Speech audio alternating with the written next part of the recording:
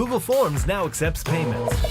The Payable Forms add-on allows for seamless integration of a digital checkout with your Google Forms. Install the Payable Forms add-on, link your payment provider, share, and get paid. Your customers can use Apple Pay, Google Pay, Visa, MasterCard, American Express, Discover, Cash App, Venmo, and more. Save time and hassle by automating your payment process quickly and simply. Payable Forms gets you paid. And good late morning, everybody. Welcome to the campus of Humber College in Toronto, Colonel Samuel Smith Park, as it is day number 8 of the 2024 Transatlantic Cup. And we are beginning men's semifinal action with the Great Britain Bulldogs in blue today, the only team of the 12 participating in this tournament with an unbeaten record, but they have a good challenge today from the Irish Warriors in green. Again, it is semifinal Friday in the men's component of the 2024 Transatlantic Cup. I'm Patrick McNeil, who will handle the commentary, but not all by myself. I'll be joined by David Smith in what is a classic rivalry game today. David? Absolutely. Battle of the British Isles. Pretty much the expected, I think, semifinal out of the European group, but this is going to be a humdinger today. Sure will be. As I mentioned, Great Britain posted that 3-0 record. Just take a look at the standings here for us, David, courtesy of Vision Glass. Great Britain with that 3-0 record. Ireland 2-1. France also had 2-1, but didn't have the percentage and didn't get into the semifinal. Yeah, again, that does put France into the consolation game, which we saw earlier as they defeated Colombia. Again, Vision Glass are your GTA exotic car experts, auto glass, convertibles, and sunroofs. Go to VisionGlassToronto.com for more information. So we thank them for all the support they've been providing us all tournament long. Let's take a look, David, at some of the key players to watch for this matchup. Certainly, Paul Allen for Ireland certainly gets the ball a lot. Will have a lot of possessions. And for Great Britain, it's Oliver Louis, a forward who will be key in the forward line for the Great Britain. Of course, it is a 3-man broadcast team, the Canucks, myself and David Smith. Let's go down south to the USAFL's Brian Barrett. Thank you very much, Pat. Good afternoon to you. Good afternoon, everyone. Well, the word of the day is wet. It is going to rain pretty much the entire day, and it's going to affect all 3 games. Right now, it is drizzling, but all of that water, and there is still some piles of water out there, and not only are they going to have to contend with them, but also some of the seagulls and some of the ducks out there. So if anybody else hasn't gotten a chance to visit the zoo, you might actually get a chance to see some of that. But it is going to be difficult conditions. Both of these teams, of course, pretty used to it. It does rain a lot in the British Isles. So, but the paramount thing is going to be the skills here today. Yeah, the zoo here that's been built with this weather. It's similar to all the great attractions that we have in Mississauga.ca. David, take a look at the keys to the game. As opposed to the zoo in the broadcast booth. Yeah, Ireland needs a fast start, needs their non-stars to step up, needs a full team effort here. The defense will decide the contest. That will be key for Ireland. For Great Britain, their fitter squad, you need to use that to advantage. They need to spread the field, spread the Irish, make it more difficult for them, and they need to stay composed, make the right decisions at the right times. Yeah, you talk about players outside the star power stepping up, and rotations are important. We've talked about it ad nauseum, but it's a long tournament. It's only getting longer as we go. These teams are in a game number 4. It's a lot. It's been a lot for us commentators, and it's been a lot for the players as well. Most importantly, a lot of games in not many days. So not a lot of rest between games. We'll see how much fatigue factor. The conditions will also be a factor. The fatigue may make that even harder. We'll see who can play in these conditions the best. Yeah, Great Britain is in all blue. They are kicking towards the visitmississauga.ca, and you absolutely should visit Mississauga with all of its wonderful attractions and world-class restaurants. Ireland is in green. They'll kick to the Toronto end, and David Smith will have the opening bounce. First ball up here of the game, off the hand of Joe Moore. Hit the ball now, and that is held up, and will be another ball up right at the center circle. Up again, semi-final between Great Britain and Ireland. Ball off of hands, going towards the Toronto end. Great Britain with control. There's a handball. Succession of handballs. They're in their defensive end. That's number 8, Adam Kelly. And there is a nice mark there just outside their defensive 50-meter arc. Down the line, that hits no one's hands. Picked up there, but there's slip at the last moment. And there's a whistle and a free kick given to Ireland. Bit of a fast start despite the weather. Callum Newman, not to be confused with the one wrestling in the G1 Climax, is also wearing the long sleeve, so some players trying to combat the conditions as best they can. Also, we should note that some ducks have joined us on the field, and along with the seagulls that are already here. As game continuing on along the ground, it's going to be wet conditions, of course, as we've talked about. Ball coming up in the air on the Lake Ontario side of the field, or as we've renamed it, the Lake Holden side of the field. Ball kick along the right side by the Irish. Again, no score here in the early going of this semifinal as the ball goes out of play. Of course, the winner of this game will take on the winner of Canada and USA. That final game will go Sunday. Battle of North America, as we have the Battle of the British Isles here. Semi-final Friday. Had to think of which day it was. It's been a long tournament, ladies and gentlemen. This will be a boundary throw-in just outside the 50-meter arc. And there's a blood rule here coming off for one of the British players. So this will cause a bit of a delay here before the boundary throw-in. Can't see the number there. This would be a little favoring his hand a little bit. Here's the boundary throw-in. Off hands. It goes on the wing. Is it off hands? And this will be another whistle. And a free kick to Ireland. Here's a long kick. Kicks right away towards the Visit Mississauga.ca end. There's a nice tackle by O'Sullivan. Kick towards goal. It's bouncing. It's rolling. It just stays out and picked up by Ireland, and that's a rush behind, and that will be our first point of the game. Yeah, minor score puts Great Britain 0-1-0. No score Ireland to the Payable Apps scoreboard. Don't forget to visit payableapps.com. They're helping sports teams simplify fee collection through their Google Add-ons payment solution company that provides add-ons, allowing payment to be made via credit card inside of a Google form or Google Sheets. That was actually Jack Coughlin that went off due to the blood rule, and of course he has a best on ground to his name already in this tournament, so that'll be a key loss if he's out for any length of time. Luckily he was coming off okay though, so we'll keep our eyes on to see if number 24 for Great Britain returns to the action again. Great job by Brian Barish giving us that insight. As the ball rushed up the middle of the field, a kick out towards the middle, goes high in the air, hands are up, and boy, you can see the water just splashing. It's like Magic Mountain if you're Atlantic Canadian watching this game. As ball is on the ground, it's very tough to pick up for hands down there, and no surprise, you're probably going to see a lot of those whistles for the umpire just calling a play because the ball might belong in the umpire's hand to keep the flow of the game going. As we get a ball up here. Again, we're coming up on the 3-minute mark. And ruck is won by the British. Kick forward. And spoke too soon. Team Ireland gets possession. And great tackle pressure there. Ball by Paul Seaver of Great Britain. He's got himself a free kick, David. Seaver with the free kick. Midfield. Either live broadcast wing. There is a whistle. Bring it back. Let's go to boundary. Brian Barish. Yeah, thanks, David. Just a report on Jack Coughlin. It looks like he had a bloody nose. They've already stuffed up both nostrils. He is on the sidelines. Looks like he's going to stay in the game. Good news there. Free kick here for Great Britain. Newman gets the free kick, so this should be a forward 50 entry for Great Britain. They lead by 1 point. Big kick towards the goal square, towards the goal. It bounces through for their second behind.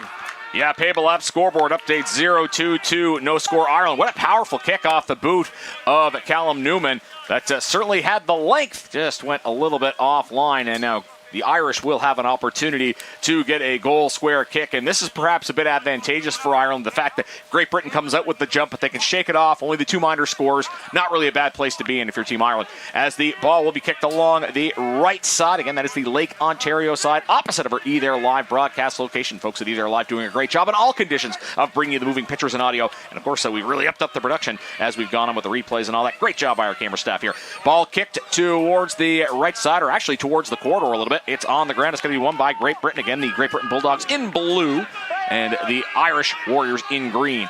Ball, a little chip. That's one of those just enough to be a free kicks.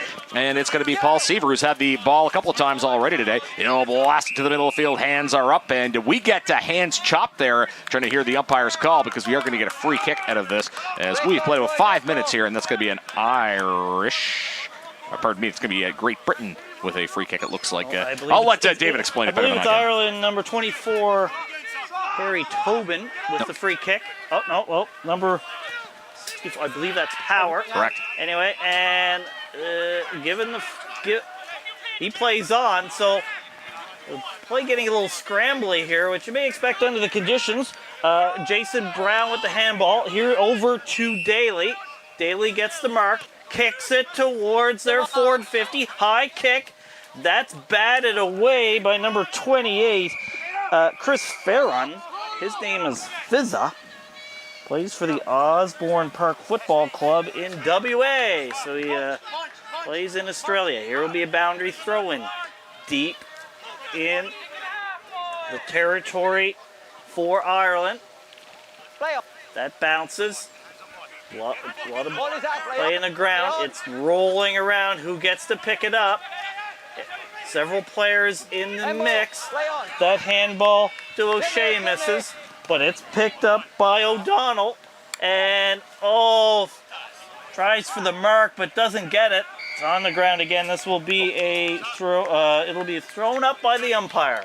Yeah, ball up for grabs here as we've played more than 6 minutes. We talked ad nauseum about the conditions. Of course, you wonder if that affects the visibility of the players too. The rain getting in your eyes, maybe the sight lines, maybe makes the decision making a little bit more difficult as a ruck in the forward 50 for Ireland. But Great Britain will capture the ball, at least temporarily. We'll do that all over again as that was Orion Ryland who had the ball as we're going to throw down to Brian Barish at the boundary. Yeah, just keeping an eye on the weather here. It is spitting at the moment. Just from everything I've checked, it looks like it's going to stop in the next 10-15 minutes. We may be in the clear for a while. Hopefully, but the ground already waterlogged, as you can see, has already done its damage, but at least there won't be any more new precipitation. Thanks, Brian. Of course, the Canadian USA players that are playing later today are hoping for that, but that won't fix the problem of the water that's already on the ground. As the ball is bouncing in the rain, wet conditions, ball is kicked for a mark for Team Ireland. That is George Dwyer, the Least Side Lions. He'll get a powerful boot towards goal square. Bouncing. Is that going to go the distance? No, it's going to go for a minor score. That makes it 0-2 Great Britain, 0-1 Ireland, 2-1 on the Payable scoreboard. George Dwyer, I don't know if he gets counted for a contested mark since he had to contend with the birds there, but here we go. It's a kick out of the goal square for Great Britain. High up, and that doesn't get taken down on a mark. After it is Statham. And there's a nice tackle, and this will be a free kick for Great Britain. So they'll be able to clear it out of their end of the ground. Here's a long kick down the line, but right in the hands of Daly for Ireland. Daly kicks it towards the near side. Going after it is Power, and it finds the boundary, and this will be a boundary throw-in. Yeah, that ball just snuck out. If it had about 2 inches less of momentum, that would have stayed in play, but instead we're going to get that boundary throw-in as we're crossed the 8-minute mark here of the opening first quarter. 2-1 is the score in favor of Great Britain, courtesy of Payable Apps. As the ball fired up into the air by the umpire, it's tapped by Irish hands, and the ball up not contested cleanly, as we will see the Irish earn a free kick that is going to go to the leg of Cian O'Mahony, and he'll kick it into the 50-meter arc, or past the 50-meter arc. Arms are up as Irish try to contend to push the ball forward towards the goal square. Again, Ireland has a minor score. That will be booted through for a game tying behind. We go to 0-2, 0-2, 2-2 on the Payable App scoreboard. 2-2 is the score. We are approaching 11 minutes left here in this first quarter. Still looking for our first goal. And we're tied up at 2 between these two big British Isle rivals. High kick out of the goal square. Ball on the ground. Picked up by Hoban. And both teams want the free kick, but this one's going to be given to Ireland. And this is 64, Connor Power. Power turns, kicks towards goal, won't make it, and there is a big fly, but doesn't get the mark, and incorrect disposal. This will be a free kick for Great Britain. This should be able to get them out of danger here. Yeah, defensive 50 kick here for Great Britain, of course. That's Newman again. Newman easy to identify because he's trying to beat the elements with that long sleeve shirt. He'll kick it across, short kick. Gets the required 15 as Great Britain trying to move it along the boundary. And that is exactly what they'll do. Actually cuts towards the center of the field, bouncing towards one of those 3 center squares you see there as the ball is picked up by Irish hands. A nice handball there through the conditions. Nice tap to keep possession for Team Ireland. That is kicked out there by Sean Paul Hendry, veteran keeping the temperature of the game here for the Irish as the ball will squirt out of play on the boundary. So the temperature is nice, but the conditions aren't that great here at Colonel Samuel Smith Park.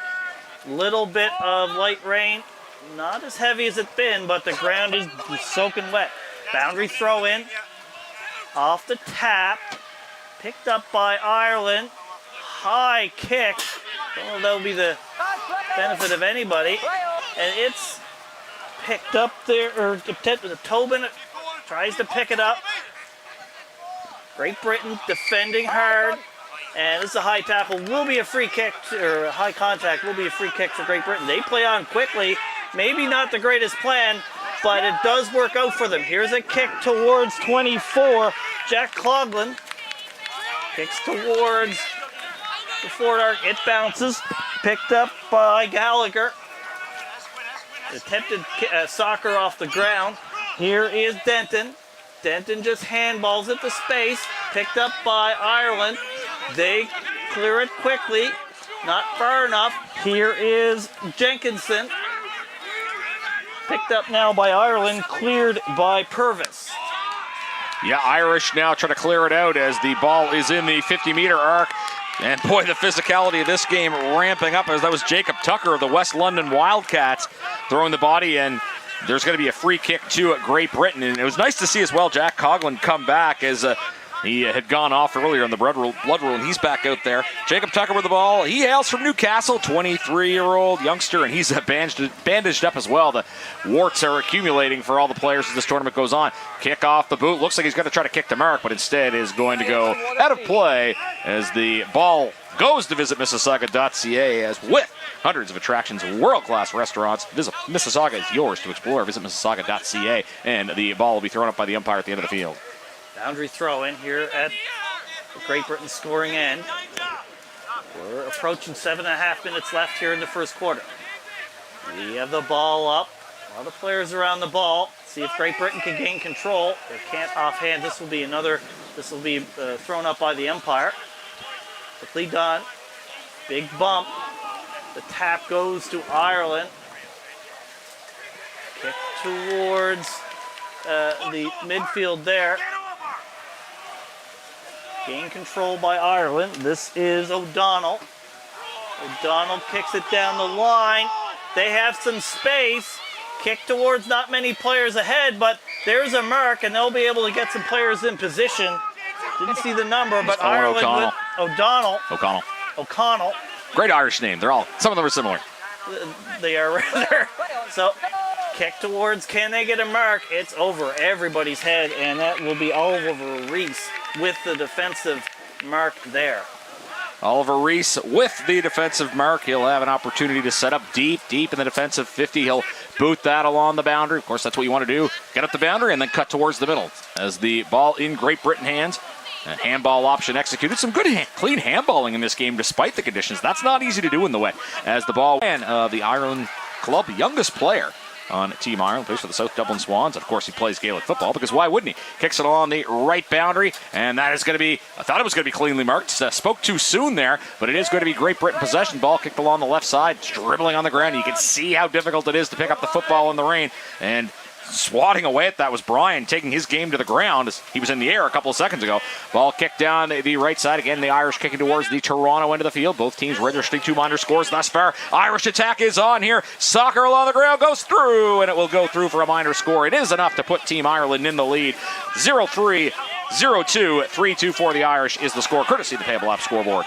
Neither team has been able to hit between the big sticks so far in this one, but it is a 1-point lead for Ireland. Yeah, that's picked up by Sever. Sever kicks it.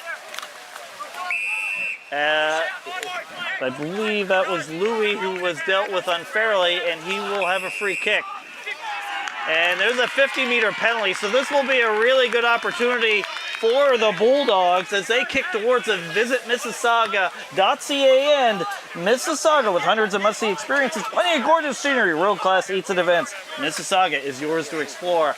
And certainly, he's hoping to explore a kick through the big sticks for the first goal of the game. I would say about 30 meters. This will be about a 30.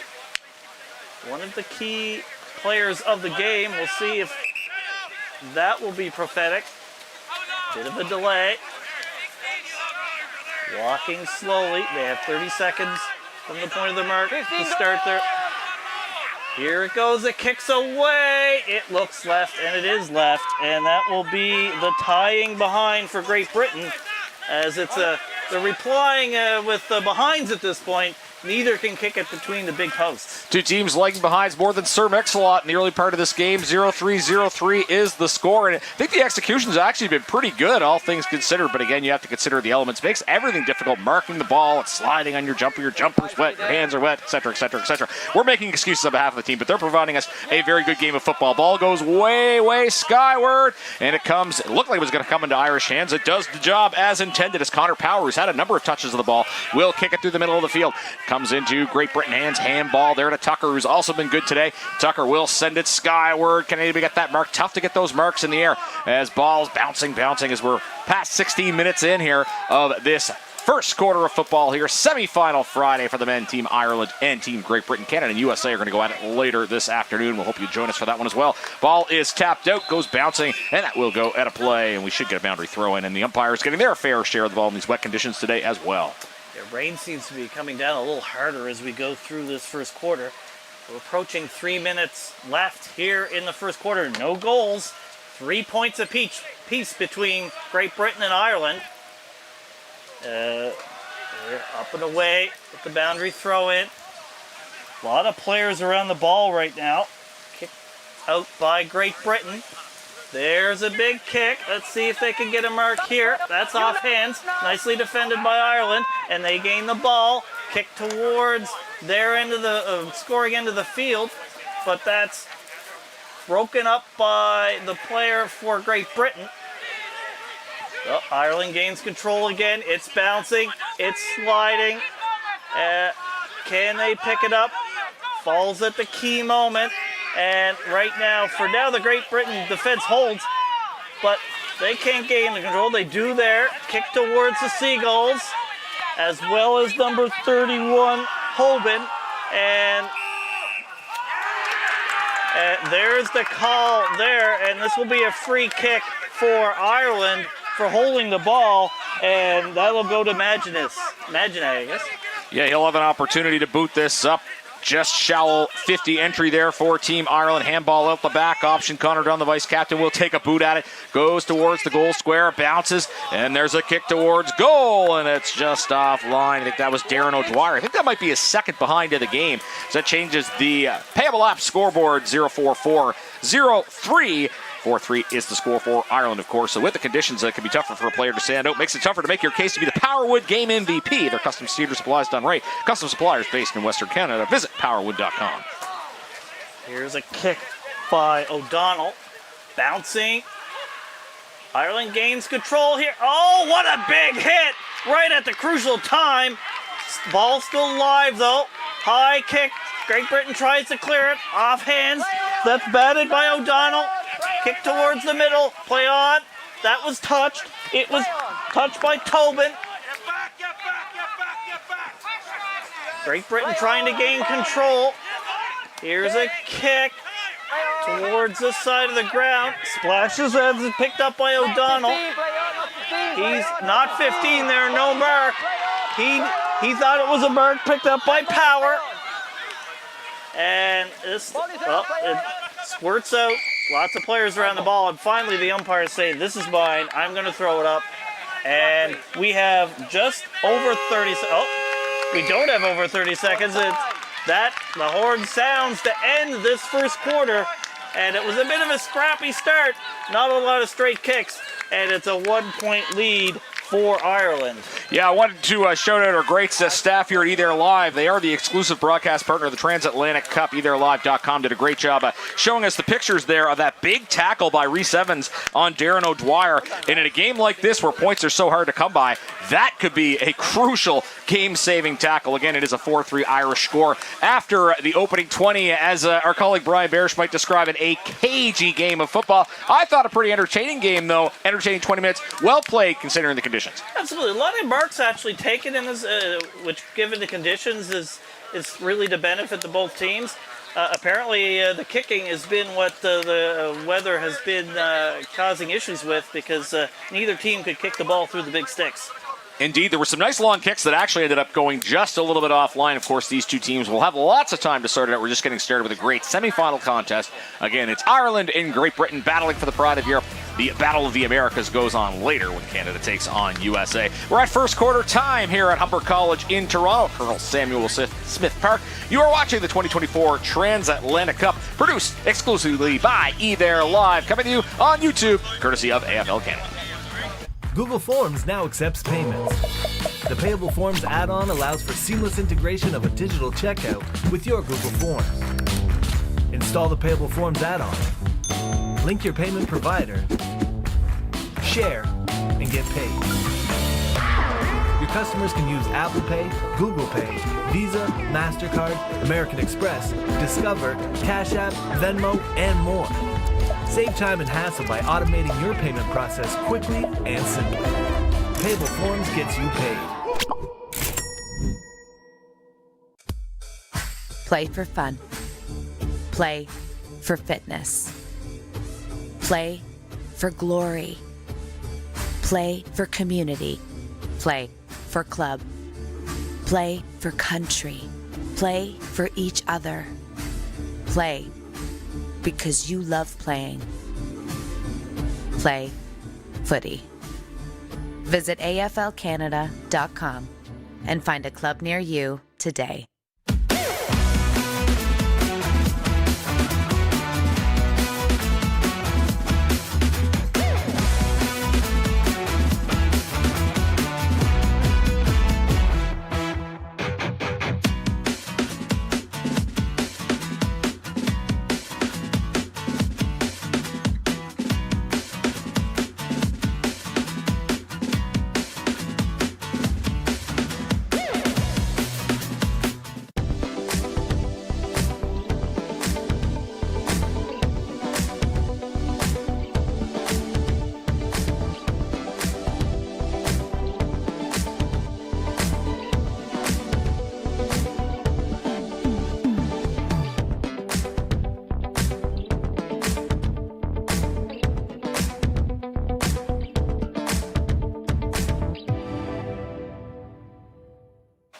Patrick McNeil back here with you at the 2024 Transatlantic Cup. We're at first quarter time here. Team Ireland leading Great Britain 4-3 in the Payable app scoreboard. I'm joined by David Smith, and also on the broadcast today we're joined by our boundary rider who's joining us right now, Brian Barish. Thanks, Pat. Well, the huddles for both sides, Irish, they said they need to talk more. There's not enough communication. They need to talk and tell people when they're under pressure, because the British are putting them under a lot of pressure. In the Bulldogs huddle, they said just keep it up. They acknowledge that they are in for, no pun intended, a dogfight, and that's what they're saying them, but so far they're pretty happy. I also got a chance to walk around. There's a lot of water out on the wing here. It is a lot of standing water, especially to the Toronto side where the Great Britain bench is. So it's almost like playing in a mud pit out there at the moment.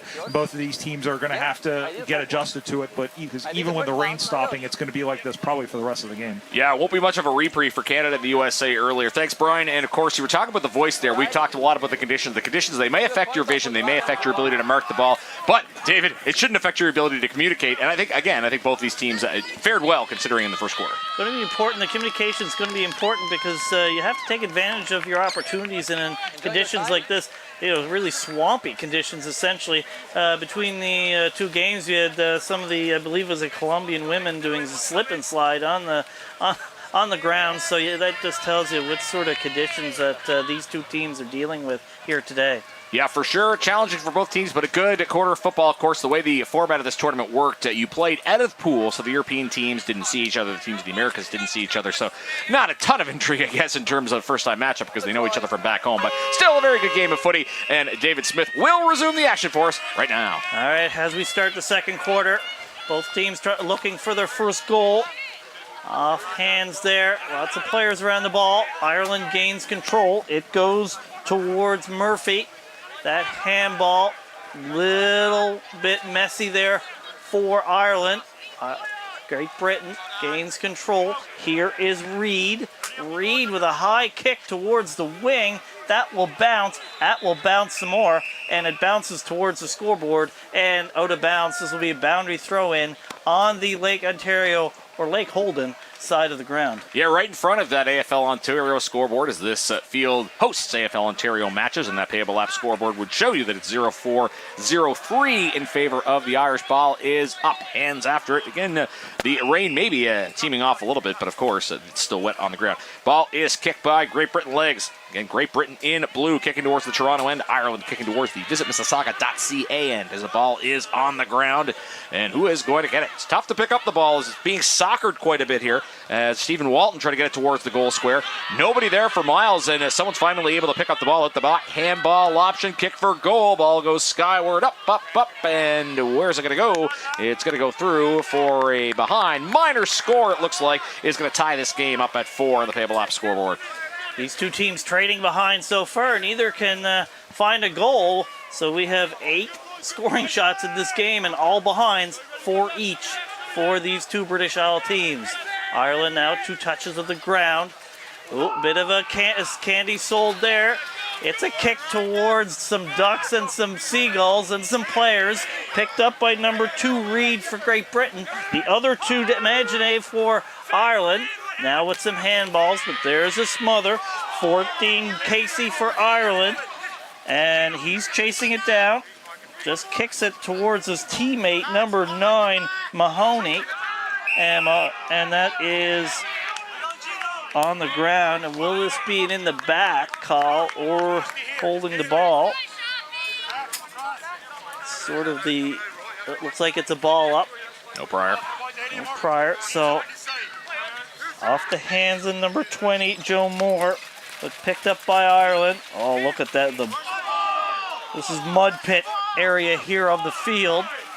And it's held up again and will be a ball up just in front of the E-There live broadcast position. Yeah, you're seeing what Brian talked about there, the mucky conditions there on the E-There live broadcast side of the field. That's why the Ducks and Seagulls are enjoying it so much.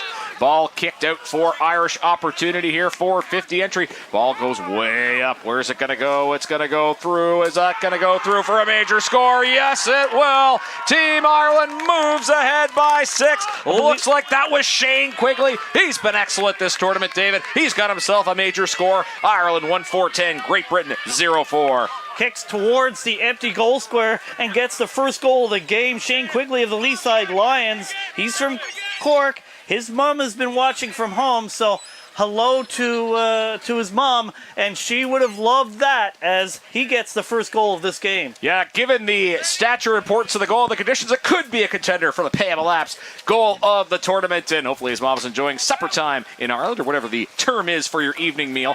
Ball up following the goal as it'll come to Great Britain hands. There's a quick tackle here. The pressure coming fast. I think that might have been Connor Power with the tackle there for Ireland. And it is no prior opportunity. That'll be a ball up, David. Ball up, almost right at midfield. Several players around the ball. Picked up by Ireland. There's a bouncing ball. Chasing after it. Just hitting it ahead is Casey. Can't pick it up. Great Britain has to defend. Defending hard. Gets a kick away. Oh, that's off the hands of Tucker. And a lot of players around the ball here again. Looking, there was Daly, and we have a ball up just outside the forward 50 area. Off the mark, kicked off the ground by Walkden. Towards the Lake Ontario side, far side from our E-There live broadcast position.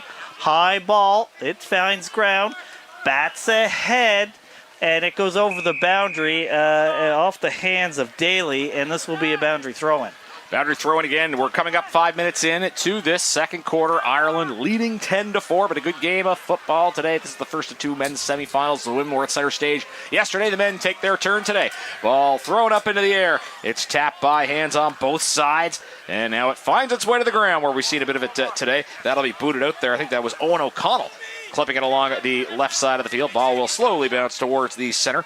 as I think Seamus Owens was after that, wearing 99, perhaps a Wayne Gretzky fan, or maybe he's a J.J. Watt fan. As the ball is on the ground, it'll be pushed forward by Great Britain, kicked up the middle into the corner towards the goal square. Ball comes off hands as the British battling for it, and I think a free kick. both teams were hollering for it. Tackle without the ball, so this will be a free kick for Great Britain. Number 22, David Hodgson of the Tyne Tees Tigers. A nicely alliterated name. Let's see if he'll kick for goal. I believe it's going to be from outside the 50-meter arc. Will be a tough one. He's going up. And here the kick is away. Looks pretty good, but will it reach? No, it goes off of Irish defense hands. That will be batted through and will be another behind for Great Britain, their 5th of the game. Yeah, David Hodgson usually likes the low scores because he's an avid golfer, but he would have preferred the major score there. Payable app scoreboard shows 1-4-10 Ireland, 5 behinds for Great Britain. 13:36 left here. Approximately, the time is unofficial as we're in the second quarter here of this semifinal game. The pride of Europe being determined here. Again, the American teams will have their opportunity with Canada and USA going at it later today. Ball kicked along the right boundary. Clean mark by Will Bryan, the youngest member of this Irish side. He's playing on the wing there. Already played in 2 European competitions for Ireland despite his young age. He'll kick it along the right side. It'll go way up in the air. Some of those Ducks getting in the contest there as well. Thankfully, none of them were clipped. Ball comes along the right side. There is the Irish attack. You see this when the Irish get going. They really love those east-west handballs. Ball coming up. Here's an opportunity. Owens again. He'll kick it, and that's going to dribble deep into the pocket, and it's going to dribble all the way out of play. Again, 10-5 remains the score in favor of the Irish. This is the scoring shot, but they do get a boundary throw in deep in the Irish scoring pocket, so they see if they can stretch out their lead here. Ireland leads by 5. 12.5 minutes left here in the second quarter. Off hands, picked up by Ireland. I believe that was Allen. Kick towards goal, but that's picked up and walked through. Ireland saying there wasn't enough pressure, but the umpires say no, that's fine, and that will be a rush behind for Ireland. 1 goal, 5 behinds, 11 points for Ireland, 5 behinds, 5 points for Great Britain on the Payable app scoreboard. Perhaps more of a walk behind, but the Great Britain team will take it. Again, it is 11-5, as David just mentioned. Irish with the ball, kicked out in towards the forward 50. That was touched, so that wouldn't be a mark, but it is an Irish opportunity nonetheless. Turn and fire through, as that was belted through for a behind. That was Kevin O'Donnell, and again, it wasn't paid a mark, even though it was 15 because it was off Great Britain hands, but kudos to Kevin O'Donnell. He made a good opportunity out of it, and he does get a minor score. Nice turn and kick, but doesn't quite get the direction he wants. But still lots of behinds in this game. It's kicked towards the wing. That's off of British hands. Ireland's really keeping it in their scoring end here right now. They've had a good patch. Lots of defending here for Great Britain. This will be the ball up just outside the 50-meter arc scoring end of Ireland. And this will be an Ireland free kick. So they're going to have another forward 50 entry here. See if they can get their second goal as we're approaching 11 minutes left here in the second quarter. Yeah, kick from outside the arc there. Ball will come up into the boundary. Towards the boundary, I should say. It'll be Great Britain hands claiming it. Ball kicked all the way through the center. High, powerful kick will go bouncing, and a somewhat clean bounce considering the waterlogged ground they're playing on. That'll be Will Bryan. He'll kick it on the right side. Oh, extended arms for Seamus Owens. Couldn't get the mark. He does get the football, though. He'll handball it out the back.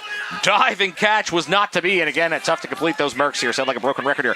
Ball is up in the air as the Irish attack continues. Look at that pressure there, as that was the Irish captain, Paul Murphy, that was taken down. Don't think there was much in the way of Pryor. He was hearing footsteps, and in fact, he is going to be the one that gets the free kick, and that may have been in the back, David. I believe it was in the back, yeah. So Paul Murphy, captain of this Irish Warriors team, kicks it towards the middle, went down to catch it, and then popped up right for the defender for Great Britain. They have the ball, kicking it towards there into the ground. I haven't seen a lot of that in this quarter. Here is David Hodgson. Hodgson can't gain control. It's going towards the line. Several players that it finally goes over as here is Brian Barish on the boundary. David, we've got 2 injury updates here for you for the Warriors. We've got Sean Paul Henry, who had a little bit of a twinge in his thigh there, feverishly massaging that right now. And then we just saw Donald Purvis come off much the worse for wear, second best off of a contest. Try and get more information for you. So that could hurt the rotations there for Ireland. So see if that will have an effect on this game. Certainly with so many games and so many in not many days, you want to have those rotations full here in the semifinals. Yeah, and if you're just tuning in, or maybe if you don't know a ton about the rules of Australian football in this tournament, the teams dress, they have 18 players in the field. They dress 24, so you have 6 interchanges. So if you go down 2 interchanges, then you're certainly getting a hit to your bench. As the Irish, with the lead and with the football, ball goes up in the air. It is going to just squeak out of play. So again, it is 1-6-12 Ireland, 0-5 Great Britain on the Payable Apps scoreboard. You should visit payableapps.com for more information about our sponsor. And of course, they're going to be sponsoring the Mark and Goal of the tournament. We've been trying our best to highlight all the contenders, and there have been a lot of them throughout a great week of football here in Toronto. So here's a ball in off of number 14 for Great Britain, Patrick Statham. They get it forward, or in the midfield. Picked up though here by Ireland. Long kick towards Owens. He can't mark it. Nicely defended by Jenkinson, but there's a whistle. Here's a free kick to Jenkinson, who plays on very quickly. Kicks it to Ryland. Ryland plays on. Kicks it towards his teammate. There's a nice mark by Denton, a co-captain for this Bulldogs team. He plays quickly. Seems to be a plan here for the Great Britain Bulldogs. And, oh, there's a big tackle of Andy Walkton, I believe. The Irish get the free kick and will get out of danger. They quickly go on. Here is Statham. Statham picks it up. There's a handball and a kick towards the... and there's not a mark. And it's a play on here for Great Britain. Handball in the pocket. A big tackle, and this will be a free kick for Ireland. Yeah, Irish with a free kick in the defensive 50. They've done a good job of limiting the amount of time that we've seen in that defensive 50. A real nice succession of marks there to Great Britain prior to this Irish free kick. And actually, it's going to be a Great Britain free kick. Well, he takes a 50-meter penalty. Give us a quick update, Brian Barish. Yeah, Donald Purvis going to come back into the game. Looks like he may have gotten a stitch or two to the head. I think he got some head contact there, but he's ready. He's standing ready for the next rotation. Yeah, thanks for the quick update, Brian. As again, a 50-meter penalty played here, and this is going to allow a big chance at goal here for Great Britain's Jack Coughlin. And he'll have a kick close to the goal. He's not going to make any mistake of that. He left the field earlier because of a little bit of blood, but he's back, and the British team are glad that he is. He gets them on the scoreboard. It's 1-6-12 Ireland, 1-5-11 Great Britain. Great Britain gets within 1 point here in the second quarter. Reply on the Irish goal in this game. We had no goals in the first quarter, but each team has one here in the second, and it's a 1 point lead for the Irish Warriors. Yeah, both teams perhaps getting a feel of the field, and they have both found a way to put it through the middle post in this second cue. Ball is tipped at center, and it'll be on to Great Britain hands, as that was Adam Kelly who's taken to the ground for the Manchester Mosquitoes, one of the best club names in international football, as it'll be booted along the right side into the 454 Great Britain. No clean mark. Great pressure there by Oliver Louis. He gets rid of it, and good job to get it to his teammate. Ball kick through. All kinds of numbers of the contest. That's going to go up, and what is going to be the umpire's call? And it's a goal. Delayed reaction there, but you see the celebration from Stephen Pop Walton. He has put his team in front. Great Britain ahead, 2:15-17, 1-6-12. Stephen Welton up big. I don't know if that was him that got credit for it, but he had a big celebration, and it is 17-12. Let's take a look at the replay. Ball goes up, and a bit of a collision there, and yes, it goes through. And a kick from quite some distance there, David, and that was Welton that booted it, and that puts his team in front. Well, after no goals in the first quarter, they're raining down like it was raining earlier, but the rain has lessened, and I wonder if that's improved the kicking here in the second quarter. Also could be a contender for the Payable Apps goal of the tournament, courtesy of Stephen Welton. It's a big one in the context of this game, as it's put his Great Britain side ahead by 5 points.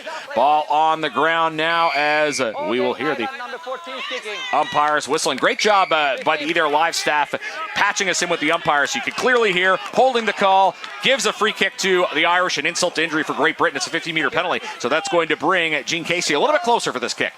He kicks towards goal. It doesn't have enough. It does. And there's a quick reply by Ireland as they will take the lead again.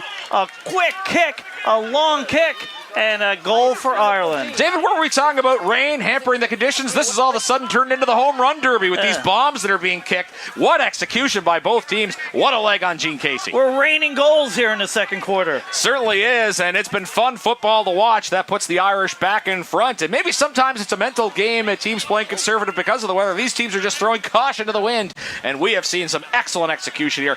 Beautiful football to watch here in the second quarter. Ireland ahead 2-6-18. Great Britain 2-5-17 on the Payable app scoreboard. After the center clearance, it is initially won by the Irish. Heavy hands there by Great Britain's Joe Moore. Ball still in dispute there along the ground. Who wants it? As we will get another whistle. I think that was in the back, maybe the call there as the ball comes up. And Mark executed there. Look who it is. Stephen Welton again. He had a beautiful kick just seconds ago, and he's going to go way out here, maybe about 70 meters. But after that last kick, who knows what this guy's capable of. He's going to have an opportunity perhaps to kick the goal here. Heavy boot off Stephen Welton. What a beautiful kick that looks like. Big contest to the goal square. Everybody's in on it. It'll come to Irish hands. Cleared out of trouble, at least temporarily, there by Sam Brady. Maybe he didn't clear it out of trouble. And the physicality is just ramping up here. David, what a game of football we're seeing. Absolutely. Both teams giving it them all. It is a 1-point lead for Ireland. Approaching 3 minutes left here in the second quarter. Rock contest. It goes to Ireland. Clears it to midfield. Bouncing towards the swampy lands here in front of her either live. Nice pickup, but also a nice tackle by number 6, O'Shea. Still picked up by Great Britain. Here is Sever. And he gets it to his teammate, and a nice mark there by Oliver Louis. Oliver Louis of the Wandsworth Demons. His international footy debut. See if he'll have a kick at goal here. It would be a long one, but we've seen some long kicks already today. He's the mark. So we'll see what he does here. The mark is right here where I am. Great Britain behind by 1 as we have 2.5 minutes left here in the second quarter. 15. A very slow run up. Walk up really. That doesn't go anywhere towards goal, but can't pick up the mark. Going towards the ball is Welton. That's picked up by Ireland, but goes right back in Bulldog hands. It goes right back within their forward 50. Ireland still defending. Just a quick kick out. Right again in Bulldog's hands. It's give back football right now. Bit of a run there for Ireland. Ooh, there's a big hit. Picked up by the Bulldog player. Nice pickup there by Ty Andrew. On the ground. Big battle here. In it is Daly, and looks like a free kick given to Great Britain. They play on quickly, and there's a mark. This will be a quick kick at goal. Stephen Welton again, he's just been unbelievable in that forward line. He's got an opportunity here from the 50, and that was Jacob Tucker that was blasting it out to him. Looks like about 55, and I think Stephen Welton's just showing off now with this long leg as if he's going to try to kick for goal here. He's going to line this one up. What's he got planned here? Ball goes up. Is that going to make it? And that goes offline, and that is still a key point, though, in the contest of the game. The Payable app scoreboard shows both teams with the same 2-6 for a pair of 18s. High score as we're in the last minute here in the first half. Could have a tie half as we have the semifinals of the AFL Transatlantic Cup 2024, Toronto, Ontario, Canada, here at the at Humber College. Ball now on the ground, it rolls over, and that will be a boundary throw-in. Approaching 30 seconds left here in the second quarter. See if either team can get another kick towards the sticks. Boundary throw-in off of British hands. There is Tucker with the kick. And it's on the ground. There's a whistle.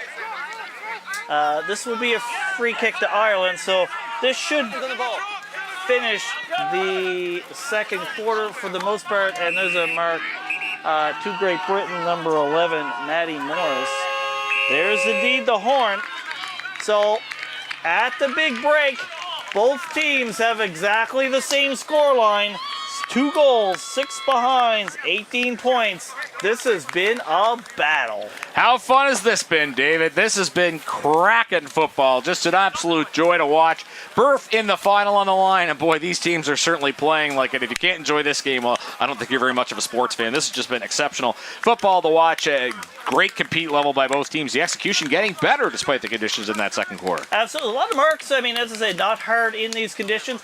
The rain has stopped here, but certainly the ball's going to be wet. The field is very slippery, so geez, got to hand it to both these teams here in the first half. We'll see if they can keep it up in the second. Again, we'll see if fatigue will be a big factor in the second half. Yeah, brave play from both sides for sure, and that has led them to an identical score line, 2-6-18 on both sides on the Payable app scoreboard. It is the semifinal in the European group. Winner will play the winner of the Canada-USA game, which we'll also have for you later today. You are watching the 2024 Transatlantic Cup. It's day 8, coming to you from Colonel Samuel Smith Park on the campus of Humber College in Toronto, being produced by the exclusive broadcast partner eThere Live, being streamed on YouTube, courtesy of AFL Canada. Aussie Rules the World podcast is a podcast dedicated to bringing our listeners information from international Aussie rules, from news, reports, reviews, and interviews from people dedicated to building Aussie rules internationally. During the Transatlantic Cup, World Footy Shorts will be bringing you daily updates from what's happened from the games and around the event. And this is Aussie Rules the World podcast.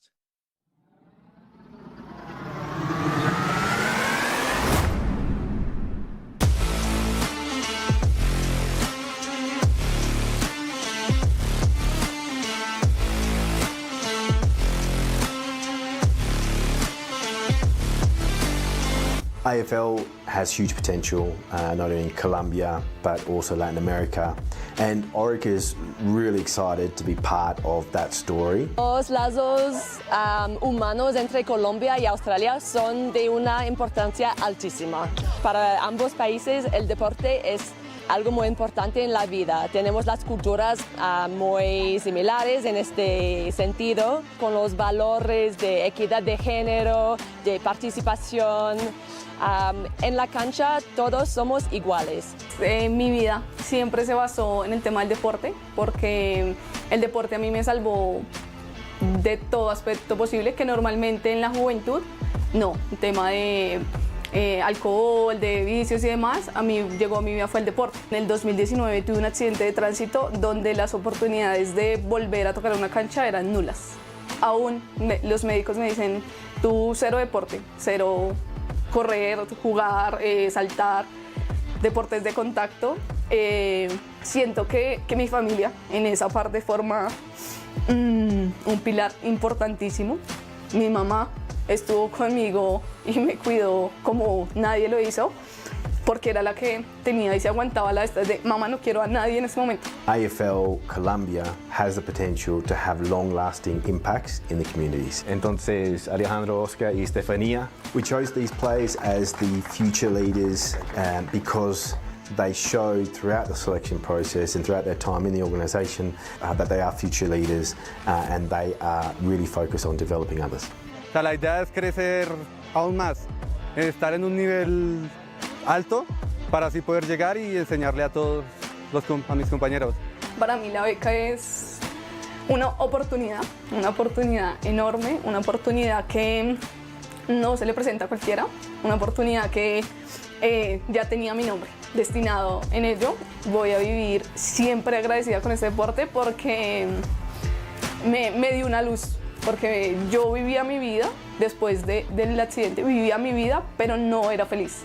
Cuando conocí el deporte y empecé a jugar de nuevo, y vida está de testigo, mi vida cambió.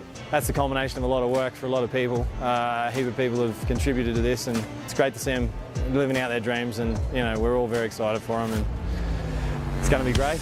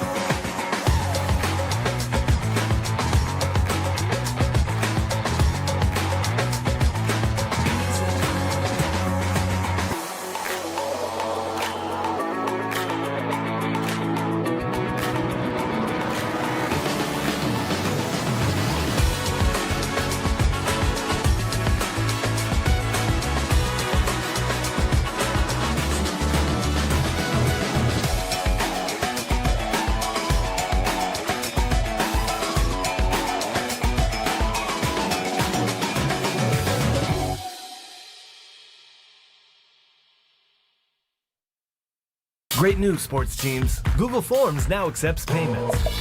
The Payable Forms add-on allows for seamless integration of a digital checkout with your Google Forms. Setup is easy. Install the Payable Forms add-on. Link your payment provider, share, and get paid.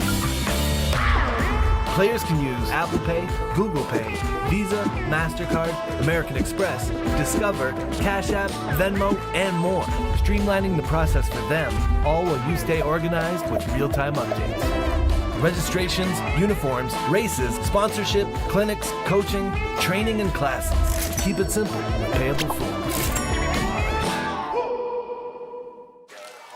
And welcome back here to the 2024 Transatlantic Cup. It's semifinal Friday for the men. We've got an excellent game going right now between Great Britain and Ireland. Winner will go on to play Team Canada or Team USA in the final on Sunday. Identical scorelines courtesy of the Payable app scoreboard. It's 2-6 for both clubs. I'm Patrick O'Neill, joined alongside David Smith. And we also have, riding along the boundary, Brian Barish. Thanks, Pat. Well, a lot of chatter on both sides. It's been very lively in this first half on the sideline. Probably the loudest we've seen so far in all the games we've called.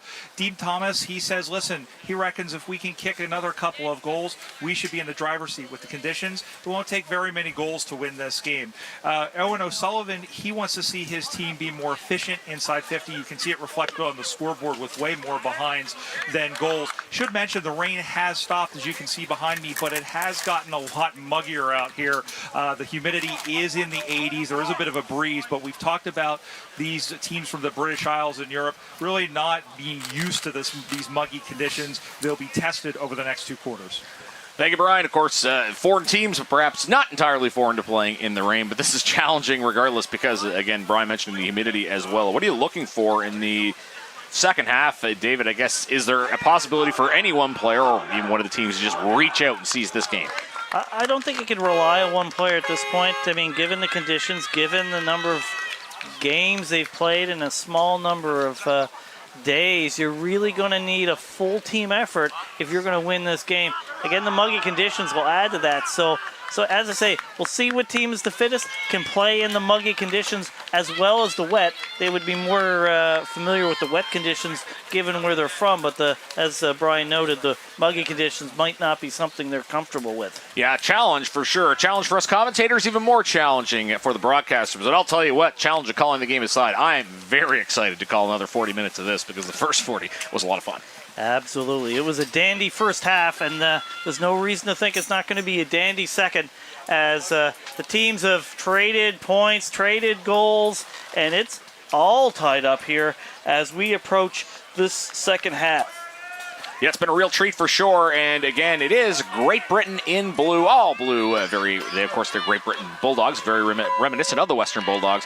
They will kick left to right on your TV screen. They're kicking towards the visitmississauga.ca end, and you absolutely should visit Mississauga. Hundreds of must-see experiences, plenty of gorgeous scenery and world-class eats and events.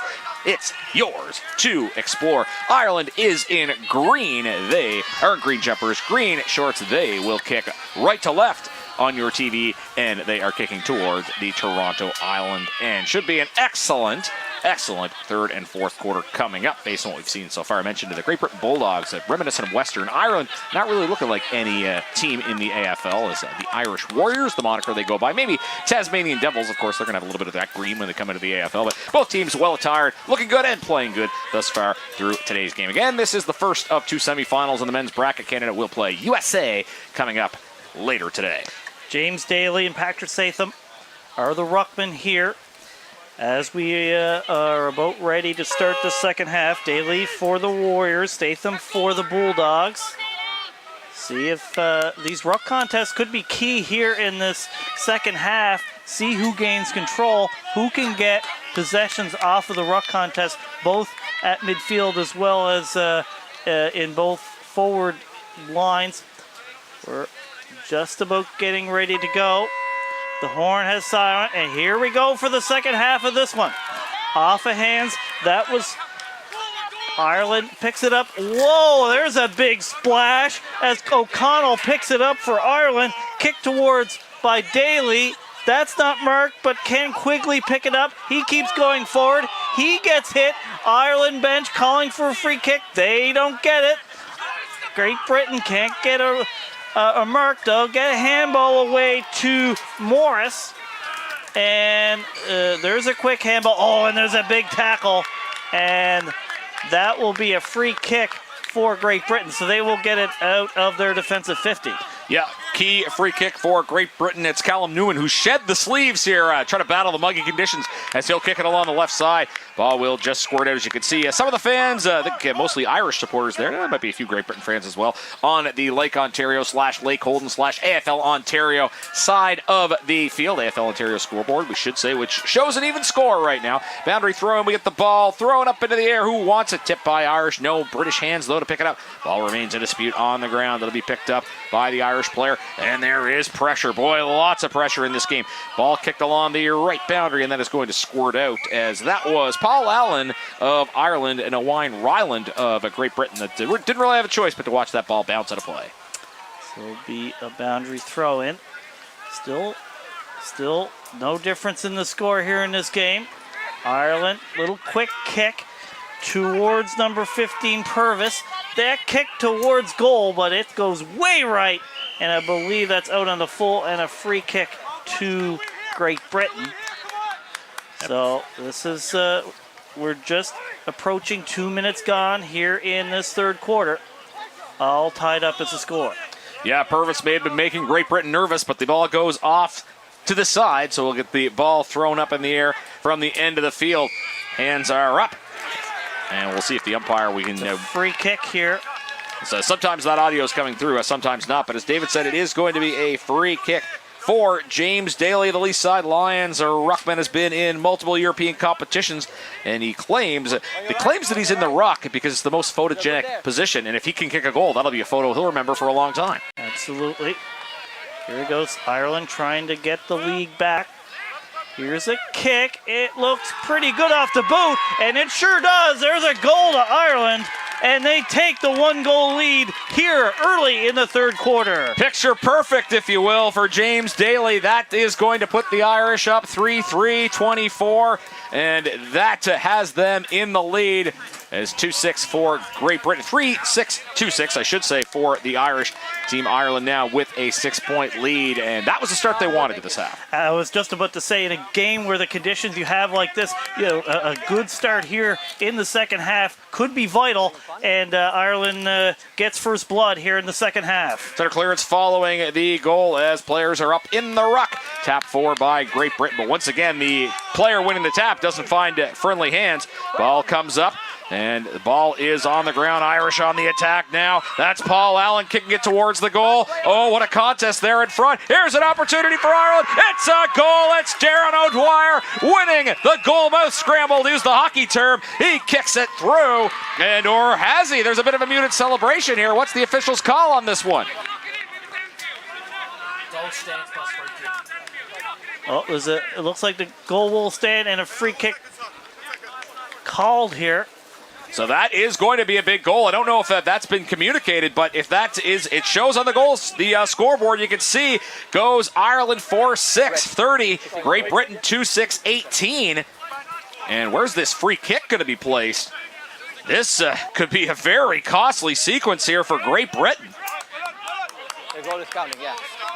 And now they are gonna move this free kick out towards the middle here.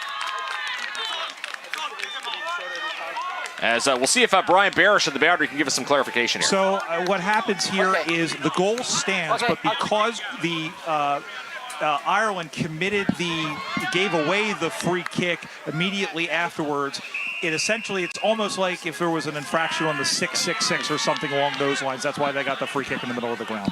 Thanks for that, Brian. Of course, that gives Great Britain an opportunity to try to punch back here as they've been punched in the mouth to start this third quarter. Ball bouncing around. Who wants it? It's in dispute. So again, just catching you up. It was credited a goal, but the free kick paid after, so that allowed Great Britain the opportunity to break out off the center part of the field. Tap by British hands, comes back to the Irish as they're working through the middle here. As there is the Irish going for a sprint. Looked like that was O'Mahony as he'll kick it into the forward 50. Ball goes bouncing, and that'll be picked up there by the hands of Joseph Lillis. A bit of a physical presence there in the defense for Great Britain. Ball comes up. That's a key intercept mark for Dan McGuinness of the Cardiff Panthers. as he's playing on the wing. Also plays Gaelic. He'll look for a centering kick, perhaps. Thought twice about it. What's he going to do? He's got some choices here. He'll boot the ball on the right side. Goes up in the air. That will find British hands. Intercept mark Great Britain in deep in the defensive pocket. Yeah, they need to get some play here. Ireland has finally opened up a lead. The first real lead above 1 goal in this game. Play on. That's intercepted off the ground by Henry. Henry gets the handball off. Kick towards Ireland's forward 50, but it's an intercept mark. And back come the Bulldogs. Kick towards the either live wing. That bounces on the ground. You can see the splashing water. Can't be easy out there. Not easy conditions. And there is a whistle. And that will be a free kick for Ireland. So another chance here for Ireland. Attempted to give the ball back to the umpire, but it dies in a puddle there at midfield. And here we go to Brian Barish. Yeah, just a little side note. There were a couple of people over here on the sideline taking bets on whether or not any of those Ducks are going to get hit. They were on the wing position. Now they're a little bit closer to the center of the ground. Well, there's a free kick for Great Britain on a nice tackle. Kick towards there, the Visit Mississauga, and it's been mostly in the scoring end of Ireland so far in this quarter. After it is number 12, Callan Jenkinson, and a push in the back, so that will be a free kick for Jenkinson. Should be a forward 50 entry. Their first, I believe, in this third quarter, as they are behind by 2 goals. Here's a kick. That goes over the head of his teammate. Picked up by 29, Jason Brown of Ireland. There's a kick towards. Nice defensive play by Morris as Great Britain gains control again. Ball kicked up the corner, no intercept mark there, paid, and ended up going on to British hands of Matthew Gallagher, and no prior opportunity. That should be a ball up again, thanks to the work on the boundary there by Brian Barish. He's really got his ducks in a row calling this game from the sidelines. The ball will be up in the shallow forward 50 here, as again it is 4-6-30 Ireland and 2-6-18 Great Britain. Tap to Great Britain hands, ball kicked out to the middle of the field, and hands are up trying to complete that. That was the Irish player trying to complete the mark, James O'Shea. Ball ends up on the ground, handball to the left, comes back to Great Britain. We have got a whistle. Ireland, number 9. As holding that leads to a free kick, and it's going to go to Kevin O'Mahony of the Irish team. O'Mahony, sorry, I should say. He'll kick it up in towards the forward 50. No mark completed there. Good contest as Callum Newman was laying the shoulders. Good bump there. Ball comes back to Great Britain. It'll come way skyward. Air traffic controls alerted Pearson and maybe Toronto Island as well. Ball goes out to Irish hands. It's going to be booted out by Will Bryan all the way towards the right side, and it's going to stay in play. And good pressure there. Boy, Joseph Lillis has been a menace on the back for Great Britain today. There is Team Ireland's Dan McGuinness kicking it towards, and it's going to go dribble. It'll be rushed behind by Chris Farron. I think that's his second rush behind to concede points today, David. Well, Great Britain trying to clear. Certainly hasn't been their quarter so far. That can't be marked by Callan Jenkinson. Could be another opportunity for Ireland. Little toe poke by O'Mahony. Picked up by Great Britain. Towards the wing, it finds grass and some water. Batted ahead, and that's tackle without the ball. That'll be a free kick to Ireland. Connor Dunn of the South Dublin Swans. Ireland leads by 13. Here is Seamus Owens, just to the left of us, as Ireland will try to extend their lead. Kick down the wing, off the hands of the defender. Battling hard is the Great Britain defense. They've had a lot to do here in this third quarter, as Great Britain has certainly taken a bit of loss here in the third quarter. Yeah, indeed. All the scoring has been to Team Ireland, the quote-unquote premiership quarter going the way of Ireland right now. Nice centering kick. That is a key mark for Team Ireland. That kick comes off the boot of Connor Power. It's like snap. Ireland's got the power, and it's going to be a free kick for Paul Allen. He's got a nice chance of booting this one through, David. Paul Allen of the Leaside Lions. He will see if they can get this out to more than a 3-goal lead. So this this would be a massive lead in the context of the game and in the context of the conditions. Certainly Ireland has looked better here in the third quarter. It's up and away. They like it. They love it. And it's another goal to Ireland. And certainly the mountain looks high for Great Britain already when we look at the conditions for Great Britain. Yeah, and you can kind of see the tempers flaring a little bit. One of the British players, I can't see which player, look was he was giving the sarcastic clap towards the official, and you could still see him do it. That is actually Michael Sharp, the co-captain now. Maybe he's just congratulating them on a great job, but probably some frustration there boiling as Team Ireland is really coming to the gates here in this third quarter. They lead 37-18 on the Payable app scoreboard. Great Britain takes the possession off the center clear. It's going to come to Paul Allen, who's figured into the scoring here. He'll boot it down the right side. Chasing after it's Jason Brown. Callum Newman lost his feet. Surprised we haven't seen more of that, but great pickup and resiliency there by Newman. Ball's along the ground, and the play is whistled down as we throw to Brian Barish on the boundary. Quick note on Shane Quigley, who is actually just about to go into the game. In fact, he has heavily taped left ankle. He's been having issues with that just about the entire tournament so far, but he's on there, but he's got one hobbled wheel. Thanks for the update. Of course, he had an early goal for Ireland, so he's made his mark, even though he hasn't been able to play throughout the whole game, as it is Great Britain put into the forward 50. Balls over the air, and it's marked. What a catch there by Jack Coughlin. Could be a Payable laps mark of the tournament. Good indeed. This could be.